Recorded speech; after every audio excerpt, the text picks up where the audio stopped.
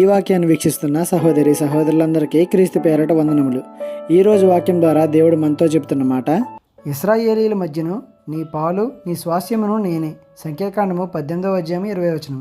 దేవుడు లేవీయులను తనకు యాజకులుగా ఏర్పరచుకున్న విషయం మనందరికీ తెలుసు.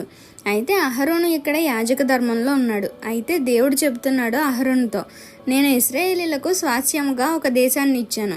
అయితే ఆ దేశంలో నీకు ఎలాంటి వాటా రాదు, వారికి నీకు ఎలాంటి సంబంధం ఉండదు. నీ పాలు నీ స్వాస్యము నేనే అని. ఈనాడు లోకం నుండి నిన్ను నన్ను వేరుపరిచి తన కొరకు మనల్ని ఏర్పరచుకున్నారు కదా. లోకంతో మనకు పాలు పంపులు వద్దు అన్నాడు కదా. ఈ లోకం శాశ్వతం కాదు, ఇది నీది కాదు అని అన్నాడు కదా. మరి మనం మన స్వాస్యమైన దేవుని మాటకు లోబడుతున్నామా? అహరోను లోబడి గొప్ప ధన్యత పొందుకున్నాడు. మరి మన సంగతి ఏంటి? ఇంకా ఎన్నాళ్ళు ఈ నులివెచ్చని స్థితి? ఇంకా ఎన్నాళ్ళు దేవునికి వ్యతిరేకంగా మనం ఉండేది? మారదాం, దేవుని మాటకు లోబడదాం. ఈ చిన్న సువార్త పరిచర్యలో మీ సహోదరులు. God bless you. ఆమేన్.